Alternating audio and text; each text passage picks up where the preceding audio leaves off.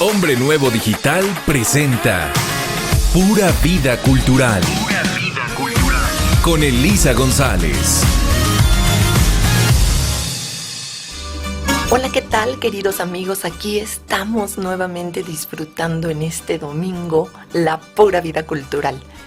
Y pues bueno, recordarán que estuvimos el viernes hablando de los orígenes de la antigua Grecia, develando algunos de sus misterios, mitos, leyendas como el caballo de Troya, por ejemplo. Y el día de hoy, pues bueno, tenemos la segunda parte. Y pues me gustaría iniciar agradeciendo pues a los micrófonos de Hombre Nuevo, a Martín Chávez por siempre tener la disposición de prestarnos este espacio para compartir estas bellas experiencias culturales con todos ustedes. Recuerden que estamos en semana de estreno también en televisión y en Expert TV Woman pues estuvimos recomendándoles que nos acompañaran el viernes y que nos acompañaran el día de hoy. De tal manera, bueno, pues ahora aprovecho para pedirles que nos acompañen el jueves en nuestras redes sociales de Pura Vida Cultural y de Elisa González para que sigamos pues creciendo en este desarrollo del arte, de la historia y por supuesto de la vida cultural en general. Continuando con este concepto de los griegos, pues algunos de los puntos más importantes eran sus cultos religiosos y los lugares que utilizaban específicamente para ellos. Por ejemplo, el templo de Apolo. Los griegos pensaban que sus dioses los podían asesorar con algunos oráculos, que eran estos lugares donde se les decía pues la fortuna, el futuro y se les daban algunos consejos. Asimismo, creían que podrían recibir pronósticos de sacerdotes y de sacerdotisas, las cuales recibían, o de las más famosas era Pitonisa. Ellos actuaban como portavoces de una divinidad y los oráculos más famosos, era el del dios Apolo en su templo de Delfos. Y personas de todo el mundo griego acudían a ellos en busca de ayuda. El oráculo de Delfos, pues lo que ocurría ahí es que se hacían preguntas a Apolo a través de la sacerdotisa, quien se encontraba sentada en un trípode de bronce. Y luego entraba en trance y daba las respuestas que los dioses, o en este caso el dios Apolo específicamente, le indicaba para la persona que había preguntado. Los griegos consultaban muchas cosas en los oráculos. Por ejemplo, acabaré mi vida en el arroyo, que para ellos significaba perderse en lo fluido de la vida sin haber hecho algo de provecho o haber dejado un legado que hiciera que verdaderamente fueran recordados. Los antiguos griegos se tomaban pues muy en serio las cuestiones religiosas. Creían que en su vida influían los dioses, los cuales eran muy muy poderosos y que pues ellos tenían que hacer algo muy positivo para conseguir sus favores. Recordemos que entre los dioses griegos pues se daba mucho el capricho, la pasión, el querer hacer algo o el no poder controlar de repente sus estados de ánimo. Entonces los seres humanos creían que conseguir sus favores y su protección era algo crucial para sus vidas. Había diversas ceremonias religiosas que estaban orientadas a complacer a los dioses y obtener su ayuda. La mayoría de estas ceremonias se hacían al aire libre, delante de los templos, porque para ellos el templo era sagrado como lugar de habitación y de reposo de los dioses. Los devotos se situaban junto a un bloque de piedra con relieves, lo que hoy día conocemos como altar, y presentaban ofrendas. Algunas eran líquidas y se llamaban libaciones y otras eran de comida. Pero las ofrendas más importantes que los griegos antiguos otorgaban a sus dioses eran animales. Y entre los predilectos de los dioses, o era lo que creían los griegos estaban los bueyes y las ovejas, los cuales se sacrificaban para el dios y con su sangre se redimía y se limpiaba cualquier mal que se hubiera hecho. Se hacían brindis, ellos encendían el fuego en el altar y el sacerdote que se encontraba en el mismo altar se colocaba a la izquierda y pues sostenía una fiale. Una fiale es un cuenco de ofrendas con la que se vertía un líquido en el altar. Y estas libaciones, que eran un derramamiento ritual de líquidos, pues consistían en presentar a los dioses a través del sacerdote vino o aceites, leche, miel o inclusive agua. Aunque parecía muy simple, el hecho de llevarla a los templos, pues consideraban que estaban apagando la sed de los dioses y por eso se volvía también muy importante y aceptable. Se ofrecían libaciones a los dioses en las mesas de los hogares griegos antes de las comidas y pues con esto se permitía que el culto religioso fuese muy bien aceptado. Ahora también ellos honraban a sus muertos. Se creía que al ofrecer a los muertos un buen funeral, estos no regresarían a asustar a los vivos. Suena curioso, pero pues es algo que todavía en la actualidad en muchas poblaciones de nuestro querido México se sigue creyendo que los muertos van a regresar a asustarnos si no los despedimos correctamente o con el cariño que se merecen. Los cortejos fúnebres en la Grecia antigua estaban encabezados por las mujeres. Ellas se arrancaban el pelo a trozos, no es tan sanguinario, no era tan sanguinario como podemos imaginarlo, lo hacían en algunos cabellos y alguno era que se arrancaran el mechón completo y lloraban y cantaban trenodias o lo que se conoce como lamentos en honor al muerto. En muchas zonas de la actual Grecia, las mujeres aún entonan lamentos especiales en los funerales. Y bueno, pues también tenemos este concepto de plañideras, que son las mujeres que lloran. Algunas de ellas lo hacían para conseguir la gracia de la familia del muerto, no necesariamente por hipocresía, sino como una forma de respeto para la persona que se ha ido. Ahora, dentro de los cultos religiosos, pues estaba muy bien aceptado el que se diera un buey para la diosa de la casa, que era Artemisa, o también conocida en el mundo romano como la famosa Diana. Sí, efectivamente, la Diana cazadora. Y bueno, pues se tienen algunos relieves de la diosa que tiene su arco y que tiene su carcaj, que es como un pequeño chalequito protector para la casa, y a su vez pues tiene un fiale, que es este cuenco de ofrendas donde los seres humanos pues colocaban allí las más de las veces la sangre o alguna parte de algún buey que se presentaba ante el altar en su honor. Cuando lo iban a sacrificar a Artemis o Artemisa, diosa de la casa, lo hacían con la intención de ganarse su favor. Parte de la carne era quemada sobre el altar, de forma que el humo llevara la ofrenda por el aire y llegara hasta la diosa. El resto era cocinado e incluso comido por los devotos en una fiesta en honor a esta diosa. Pues, ¿qué les parece, amigos? Estamos develando algunos de los misterios adicionales a los ya mencionados el viernes, ¿sí?, en nuestro programa de la primera parte. Recuerden que estamos ya compartiendo los podcasts de nuestros primeros programas en YouTube, así que busquen Pura Vida Cultural allí y ya tenemos estos. Estamos subiendo 2 por semana. Al fin de cuentas, en unas cuantas semanas estaremos poniéndonos al día para ir compartiendo pues constantemente los que estemos pues transmitiendo actualmente.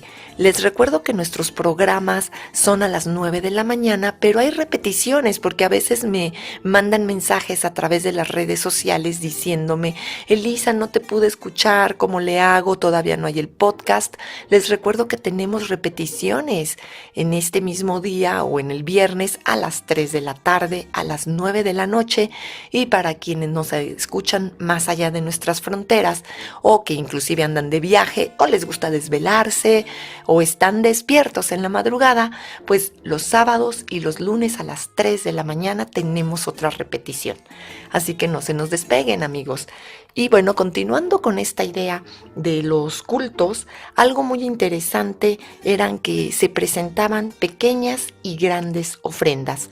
Los devotos que no podían permitirse, pues ahora sí que el lujo de sacrificar un buey o una oveja, porque de ello dependía su manutención y su sobrevivencia, pues lo que hacían eran pequeñas ofrendas, como algunas figuritas de venado o inclusive de manera muy rústica tallar en alguna piedra la imagen de la diosa Artemisa para que ésta valorara el trabajo que habían dedicado en su honor. Estas figuras se dejaban en el templo para agradar a la diosa. Y hoy los cristianos ortodoxos de Grecia continúan dejando objetos decorativos llamados támatas en sus iglesias. Y esto pues les ayuda a ganar el favor de Dios en la actualidad. Recordemos que la iglesia griega es ortodoxa y el símbolo principal es un águila bicéfala. Esto es un águila de 2 cabezas que representa la sabiduría, pero también la paciencia y la vida. Y para terminar este bloque con lo que es el tema de los cultos religiosos, pues las ideas griegas sobre lo que ocurría tras la muerte cambiaron con el paso del tiempo. Lo que no cambió fue la creencia de que había que hacer ofrendas a los espíritus de los muertos para ayudarles a descansar en paz y asegurarse de que no volverían a asustarlos, como ya lo mencionamos. Hay algunas jarras donde ellos lograron dejar o ánforas algunas imágenes, por ejemplo, con un guerrero muerto que recibe un casco de su esposa para que lo proteja en el camino al más allá. Y lo llenaban de aceite para ungir el cuerpo, y este tipo de jarras llamadas lecito, que son las que contenían aceite específicamente, pues se ponían en las tumbas y con esto acompañaban siempre al difunto. Pues, ¿qué les parece, amigos? Vamos a continuar después de una pequeña pausa, develando algunos otros misterios de la Grecia antigua. Continuamos, amigos queridos, aquí pues aprendiendo mucho de la antigua Grecia, disfrutando este conocimiento y llenándonos de nuevas experiencias culturales. Además, les recuerdo, comuníquense con nosotros a través de nuestras redes en Facebook, en Instagram, en Pura Vida Cultural. Estamos trabajando mucho para darles nuevas sorpresas. Recuerden que estamos ya por abrir un estudio para algunas clases y sobre todo experiencias culturales, talleres relacionados con el arte, la historia, la cultura general. Tendremos un cineclub cada 15 días, algunos talleres adicionales pues de temas de desarrollo humano, como nos especializamos aquí en Hombre Nuevo Digital, y asimismo estaremos pues en contacto constante con ustedes a través en especial de mis redes personales, pero bueno, los colaboradores de Pura Vida Cultural, los socios, también tienen sus espacios. Estamos terminando de construir nuestra página y recuerden que estamos ya en YouTube. Bueno, ya estábamos, pero ahora ya estamos de forma constante, trabajando muy duro, teniendo esta presencia, y los espero en mi Facebook. Es una fanpage, Elisa González, ya saben, Elisa con S, González las dos con Z, y en Instagram, elisagonzalez.pbc. Ya saben, PBC también, de Pura Vida Cultural. Pues allí tendré el gusto pues de interactuar con ustedes por ese medio. Comuníquense también con nosotros al WhatsApp de la agencia, que es el 55 36 756059. Pónganse en contacto, denos sus sugerencias. Recuerden que tenemos la invitación abierta para quien quiera acompañarnos en la radio o en la televisión los jueves en la noche. Estaremos pues recibiendo sus aportaciones, sus presentaciones, lo que deseen hacer con nosotros son más que bienvenidos. Comuníquense, queridos amigos. Y pues continuamos hablando de la Grecia antigua y me gustaría, ya que estamos dejándola al descubierto, hablar un poco de los Juegos Olímpicos. Uno de los grandes legados eran estos famosos Juegos Panatenaicos o Juegos en honor a la diosa Atenea, y su representación principal era a través del atletismo.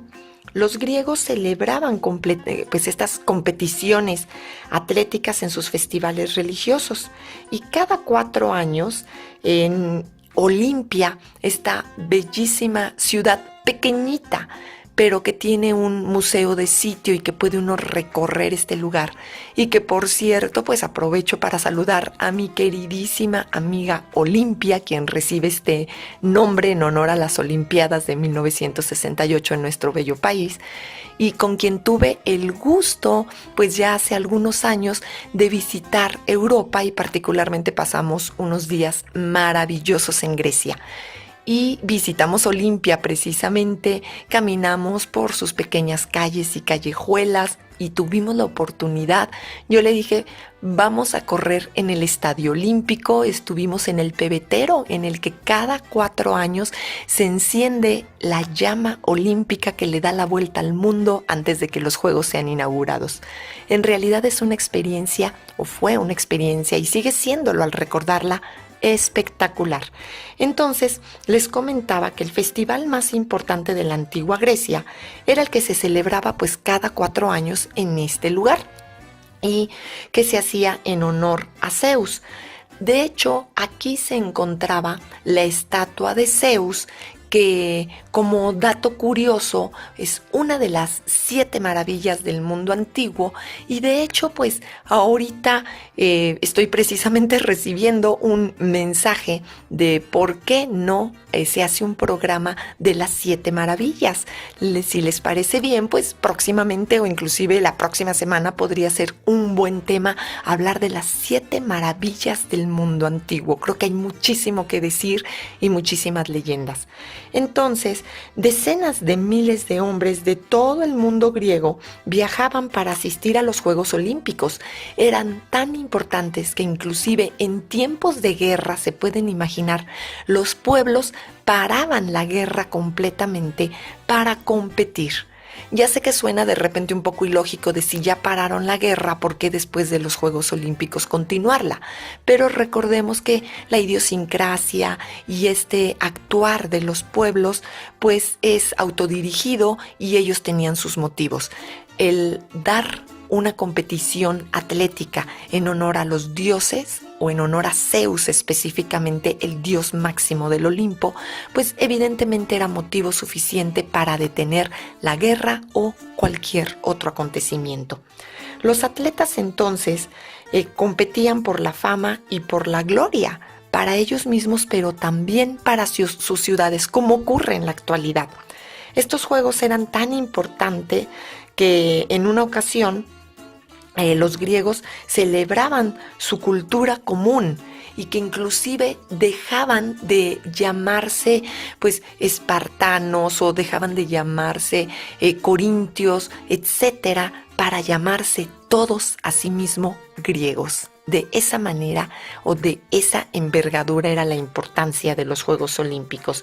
Todos adoraban a Zeus y los corredores lo hacían o practicaban el correr con los brazos estirados.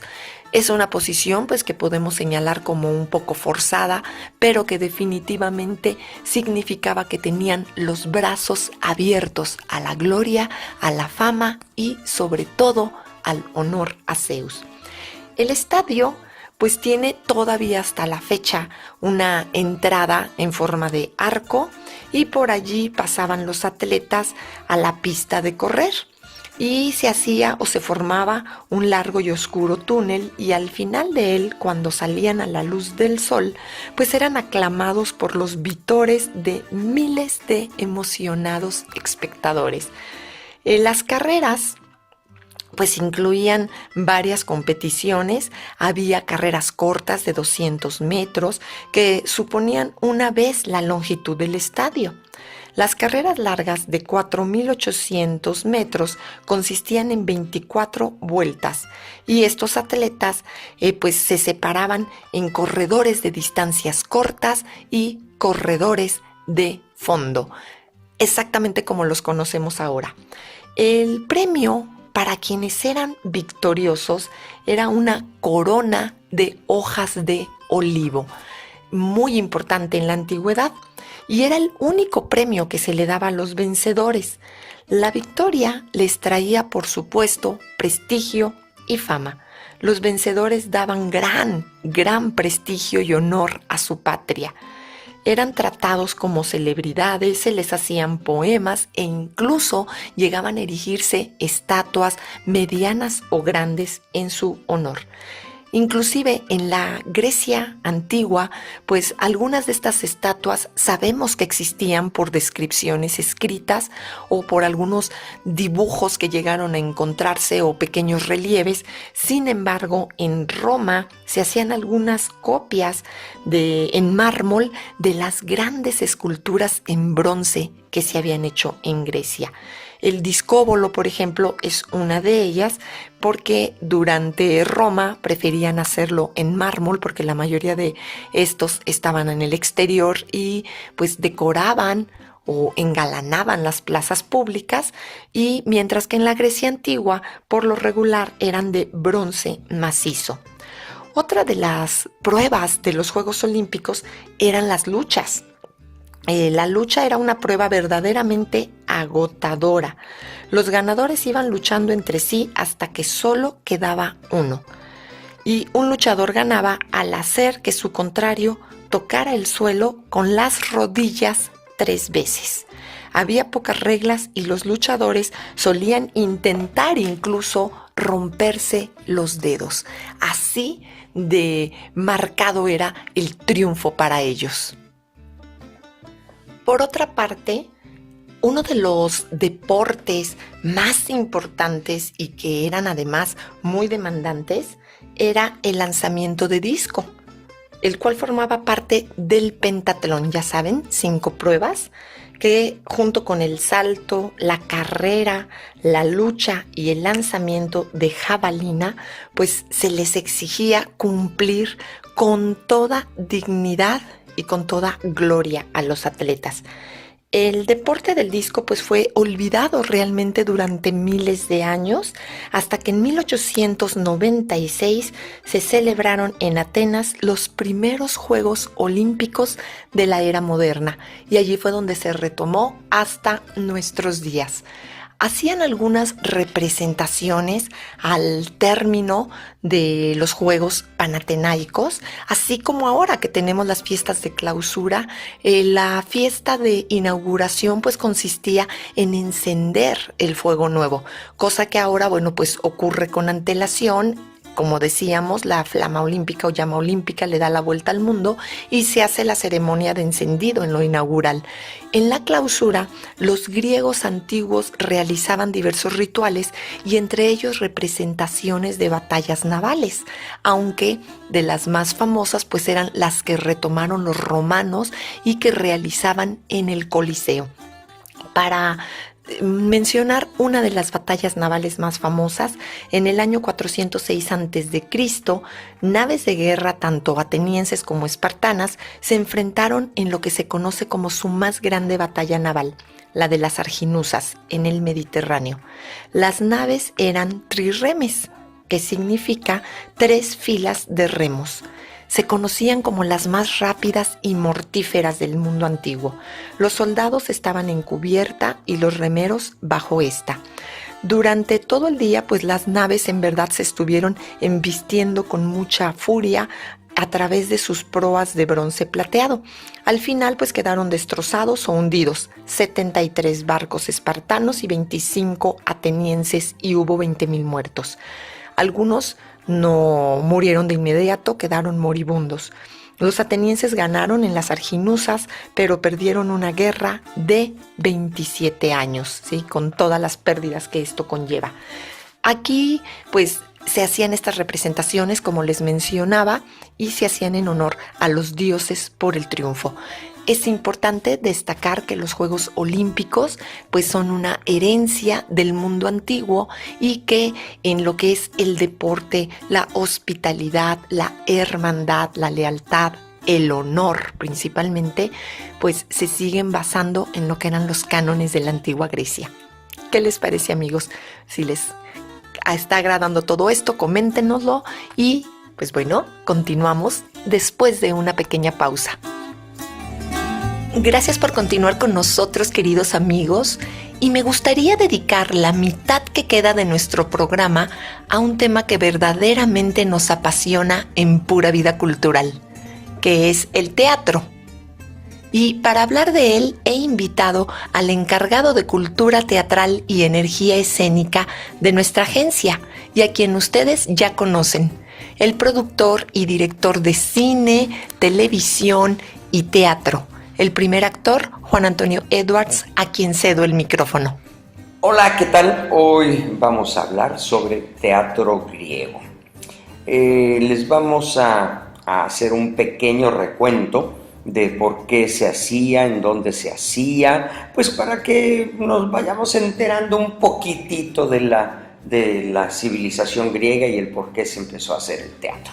Regularmente se hacían representaciones con temas religiosos, entonces relataban, hacían poemas y eran solamente como un ritual. Los actores o las personas participantes, que solo eran hombres, solamente podían los hombres subirse al escenario. Durante muchos siglos siguió esto, hasta, bueno, después de Shakespeare empezaron ya a aceptar mujeres en el escenario, y se representaba al aire libre, y había un muro atrás, y el Estado proveía alimento para todos los asistentes, igual que ahorita.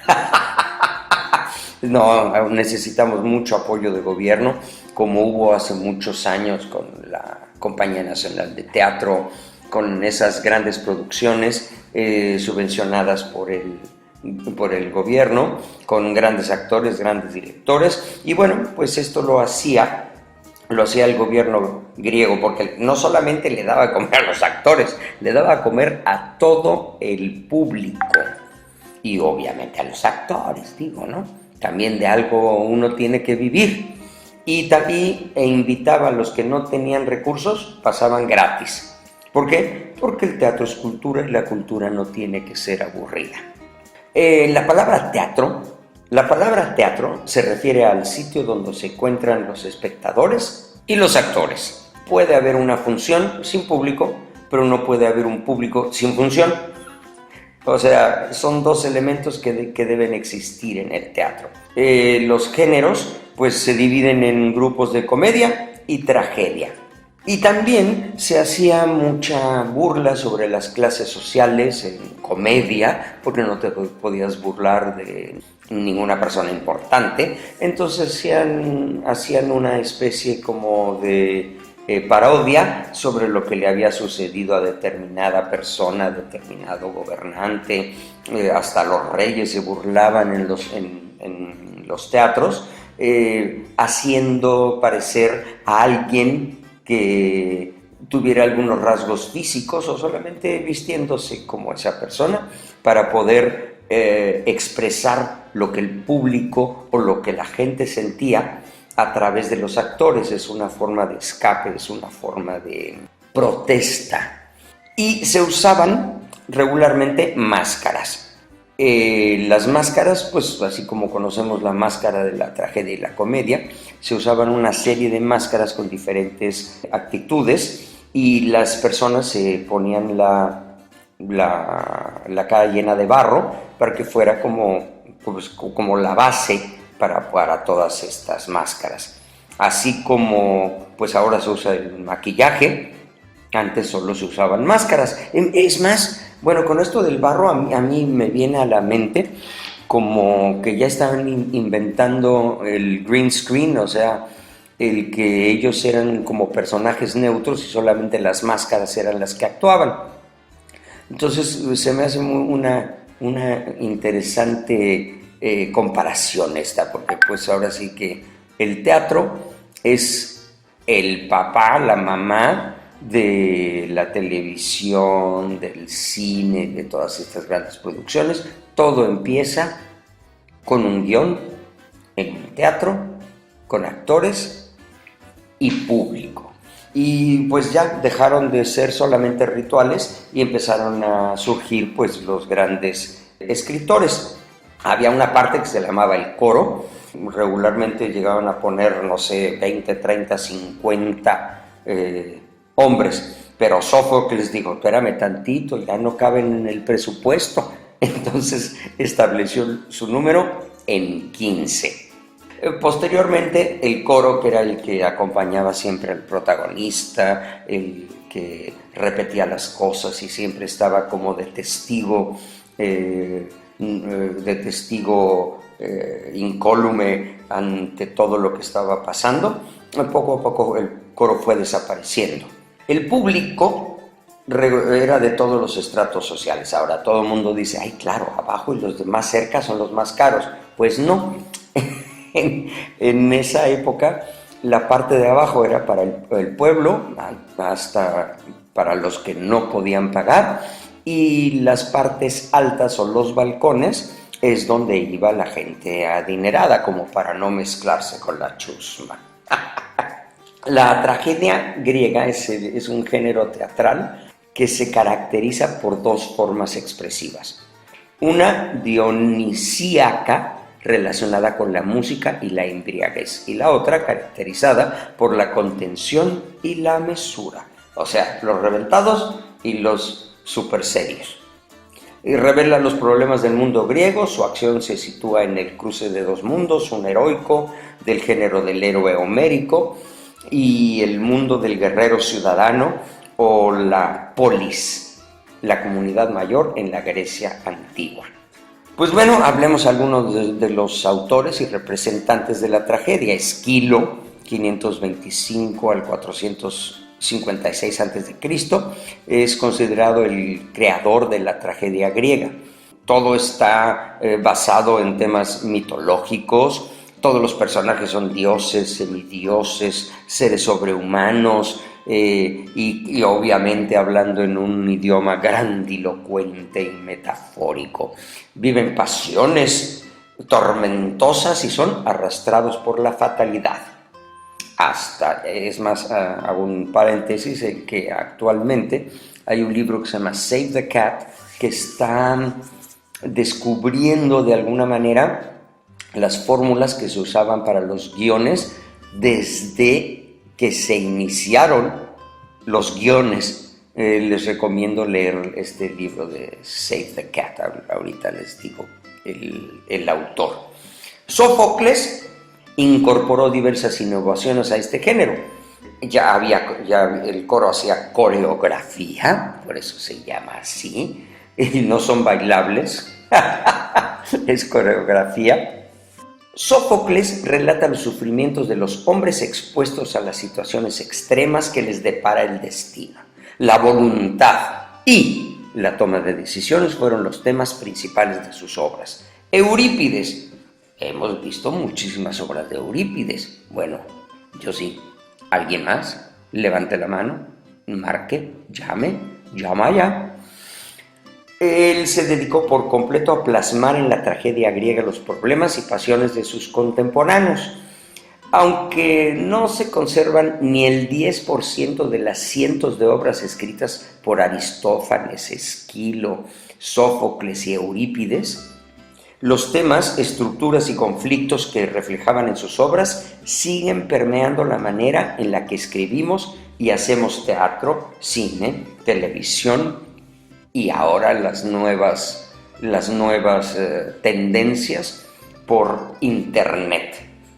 Las partes de la comedia antigua. Venía un prólogo, una escena que abre. En muchas ocasiones también tenían un narrador que ligaba las historias, pues era como narraba y a la vez se metía en la historia, o podía ser uno de los personajes principales contando su propia historia con todos los demás alrededor. La entrada del coro, hombre, así como que súper majestuosa, para saber quiénes van a ser, a veces solamente el coro, a veces el jurado, a veces únicamente testigos silenciosos. Agón, el debate entre dos personajes en el cual presentan argumentos sobre el tema principal de la obra. Parábasis, la escena en la que todos los personajes abandonan el escenario y actúa el coro. Episodia, los episodios que ilustran la conclusión. Éxodos, la escena final. Y vaya, partiendo o poniendo un ejemplo, don Juan Tenorio, cuando se enfrenta a don Luis, que cuántos muertos, cuántas mujeres, eso era la base de la historia. Y de ahí viene el rollo con el papá y que se enamoró de la monja, o sea, ya todas las cosas estas que conocemos. Seguimos un poquitito con Thespis, porque él fue, pues se considera uno de los primeros autores, y pues como todo empieza como una casualidad, pues en estas las dionisíacas en Atenas, pues habían concursos, y Thespis ganó uno de los concursos y se convirtió en uno de los autores más importantes del teatro griego, así como ahora hay las jornadas alarconianas, el Festival Cervantino, el Festival de Arte, el Festival de Cine de Cannes, no sé, o sea, siempre se busca una forma de acercar más al público al teatro, acercar a los guionistas, acercar a los productores y a los patrocinadores, porque antes pues el gobierno griego ponía todo, pero ahorita nuestros presupuestos en los últimos años han sido bastante bajos para toda la cultura en México. Y haciendo otro paréntesis, ¿cómo me gusta hacer paréntesis, verdad? Bueno, en los años 50, 60, 70, era un lujo ir al teatro, no por lo caro, sino era un evento especial. Se iban a comer a un buen lugar y de ahí se iban al teatro, bien vestidos, bien perfumados y bien bañados. En el que veía la segunda función, ese se salía a algún cabaret, a ver algún show, algún gran cantante, alguna gran vedette, y obviamente iban todavía mucho mejor arreglados. A veces me da un poco de pena que de repente se han presentado compañeros a develar una placa en pants, tenis y yo creo que sin bañarse. Esto no, hay que darle una importancia, la importancia que tiene el teatro, porque es una de las bases culturales de cualquier país, de cualquier parte del mundo. Cuando tienen buena tradición teatral y la gente va al teatro, hay mil temas de conversación y no solo lo que sale en las noticias o lo que hizo la tía Juanita o mi tía de Acapulco, que por cierto hace un ceviche de sierra maravilloso. Bueno, en qué tonterías me meto, ¿verdad? Pero bueno, ahorita seguimos hablando de el teatro griego. Aquí seguimos, queridos amigos, pues hablando del tema de Grecia antigua al descubierto. Y en este último bloque pues seguimos centrados en lo que es el teatro. Agradezco a Juan Antonio Edwards por habernos apoyado en el bloque anterior, por supuesto con su gracia, con su talento y con los conocimientos que posee de su labor cotidiana. El teatro griego pues fue inventado por ellos mismos aproximadamente hace unos 2500 años y muchas palabras que seguimos utilizando en la actualidad se relacionan con él y son de origen griego. La misma palabra teatro, mimo, pantomima, tragedia, comedia y drama. Las obras se representaban en festivales religiosos, sobre todo en honor de Dioniso, que era el dios del drama, el vino y la primavera. Pero aquí cabe acotar algo muy importante. Dioniso era joven entre los griegos, era representado como aproximadamente de unos 17 años y a él se le dedicaban estas fiestas dionisíacas muy relacionadas con la música y con la primavera, y se hacía un festival en estas fechas primaverales y duraba aproximadamente de 3 semanas a un mes. Hay quienes dicen que eran aproximadamente 10 días, hay quienes señalan 30, no tenemos con exactitud el dato. Pero el hecho es que sabemos que eran de carácter primaveral. Asimismo, cuando el Imperio Romano llega al dominio de los territorios griegos y retoma toda esta historia y tradición, ellos transforman a Dioniso en Baco. Y Baco entonces ya es un señor, es un adulto, un poco envejecido, pero también un tanto obeso, y ya se le representa no necesariamente como el dios del teatro, sino como el dios del vino. Para efectos de intenciones de estudio grecorromanos, pues estamos hablando del mismo dios, aunque las funciones y el uso que se le da a cada uno de ellos es distinto. En Baco se basaban las fiestas llamadas bacanales, que inclusive fueron prohibidas por el Senado romano hacia el año 186 a.C., porque pues eran de una perversidad absoluta y la duración era de 6 meses, motivo por el cual la economía y la vida romana estaba viéndose seriamente afectada. Las bacanales, pues al ser prohibidas, pues despertaron el disgusto de algunas personas y bueno, se transformaron en otras fiestas de carácter dionisíaco mucho más tranquilas, pero separadas del origen griego. Como les decía, el teatro griego pues se componía de obras que se representaban en honor a Dioniso, y estos festivales dramáticos pues también eran competencias donde se daban premios a la mejor obra. Los actores, todos ellos hombres, como ya se nos mencionó, llevaban máscaras y esto implicaba que tenían que apoyarse en su voz y en sus gestos.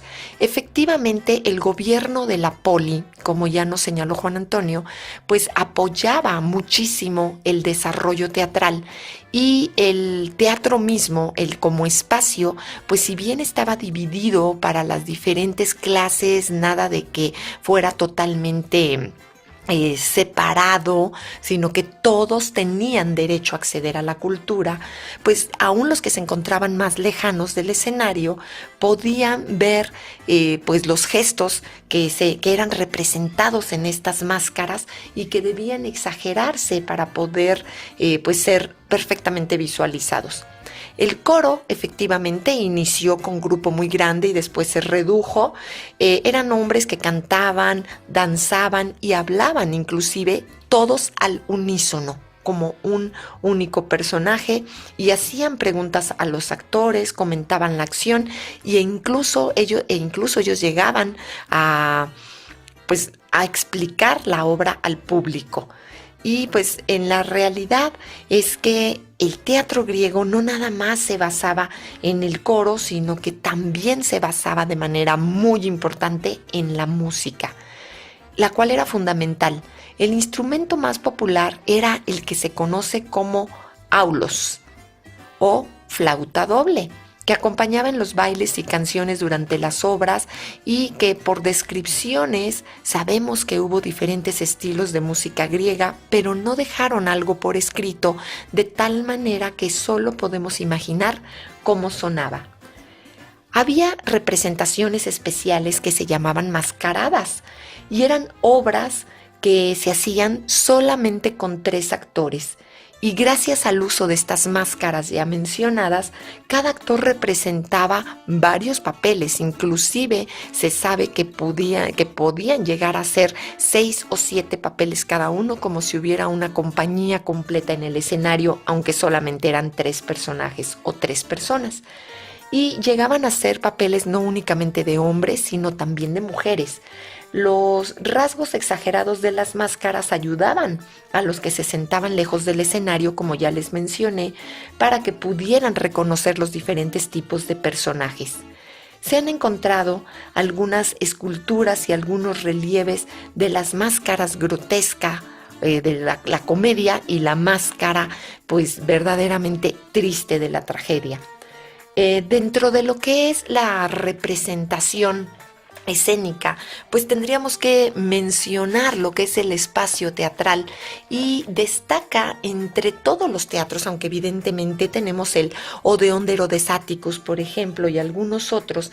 El teatro de Epidauro está considerado como el mejor del mundo por su antigüedad y por su acústica. Como ya se nos mencionó, pues el público de diferentes clases sociales tenía acceso, y aunque pues se separaban porque pues llegaban en grupos, no era una separación marcada de tales personas van en tal lado y tales van en otra. Entonces realmente las separaciones eran por los grupos de personas mismas que se acomodaban de esta manera. El enorme teatro de Epidauro podía albergar hasta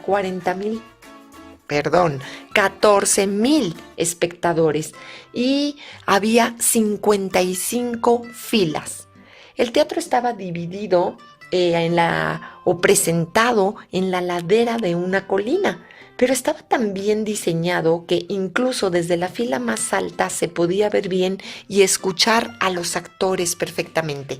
Como detalle les comentaré que en alguna oportunidad que tuve de viajar a Europa hace algunos años y visitar Grecia, la guía nos hizo en el teatro de Epidauro la demostración respectiva. Entonces nos pidió que nos fuéramos hasta la fila superior. Muchas de ellas ya no se encuentran en el mismo estado, pero aún están señaladas y aún se dan espectáculos y presentaciones allí.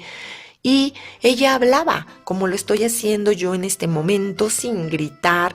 Evidentemente no tenía ni un micrófono, ni un amplificador, nada. Y se escuchaba perfectamente, como si la tuviéramos enfrente. Esta prueba pues había sido hecha y nos decía, pues para que vean que esto funciona así, ahora bájense ustedes que quieren. Yo, por supuesto, quien quiere, por supuesto, yo levanté mi manita y le dije, yo quiero. Entonces me dijo, bájate al centro, allí donde está la orquesta, y habla, di cualquier cosa, cuéntanos una pequeña reseña, háblanos de ti, de tus clases, de lo que quieras. Si quieres un par de minutos para tener una historia hilada y continua. Y entonces yo bajé, hice esta conversación o este pequeño monólogo, y cuando ella bajó me contó exactamente lo que yo había dicho, ¿sí? Sin tener que elevar el volumen ni nada. Este era el nivel de acústica que ellos tenían. A la zona plana y circular se le llamaba orquesta, que está en el centro y que significa suelo para bailar. Aquí bailaba el coro, mientras que los actores actuaban en un escenario elevado que estaba bastante más atrás. El segundo nivel, porque el teatro se dividía en 3 niveles, la orquesta al centro, el escenario era el segundo, que era de 2 pisos, uno utilizado para la representación teatral y el otro para guardar la utilería o props, y el auditorio, que a pesar de que estaban divididos por estos grupos propios, como les mencioné, la misma acústica para todos significaba democracia. Esa era la idea general. Y bueno, pues había algunas butacas, inclusive se hablaba de las mejores butacas, que eran unos asientos de mármol muy hermoso, que estaban en la fila central del Teatro de Dioniso en Atenas, que es el teatro más viejo del mundo. Y el asiento de la derecha con patas de león pertenecía al sacerdote de Dioniso, el dios que ya sabemos pues que a él le hacían las representaciones en su honor, y la otra butaca pues estaba reservada para extranjeros importantes, sacerdotes y funcionarios que habían ayudado a organizar el festival. Y entre los autores más famosos, pues ya se nos mencionó a Sófocles, a Eurípides también, pero fue este último quien escribió tragedias que trataban sobre los sufrimientos de héroes y heroínas, así como estábamos hablando principalmente de la guerra de Troya. Y pues bueno, eran sacados de los mitos. Y en vida, Eurípides no fue realmente muy popular y él consiguió el premio a la mejor obra solo en 4 ocasiones. Tras su muerte entonces, ahora sí como suele pasar, fue reconocido como uno de los mejores escritores griegos y sus 19 obras, las 19 obras que de él se conservan, pues aún nos siguen llenando el alma cuando se representan. Finalmente, pues de las obras más famosas tenemos la trilogía de Orestes de Esquilo, de Sófocles tenemos Electra, Edipo Rey y Antígona, y de Eurípides, Medea y las troyanas. Sí, entonces, pues aquí, amigos, estamos terminando el día de hoy. Hemos hecho un recorrido general de la Grecia antigua y pues no se nos despeguen. Recuerden que los veo el jueves en televisión de 8 a 9 de la noche en el canal de Expert TV Woman. Sigan en contacto con nosotros. Les recuerdo que soy su amiga Elisa González y soy Pura Vida Cultural. Hombre Nuevo Digital presentó Pura Vida Cultural con Elisa González. Nos escuchamos la próxima semana. Hombre Nuevo Digital transmite desde sus estudios en la Torre Presidente Reforma, Andrés Bello 45, Colonia Polanco, Ciudad de México. Hombre Nuevo Digital. Formación en valores para un mundo mejor. Estamos cerca de ti. Una estación de Hombre Nuevo México.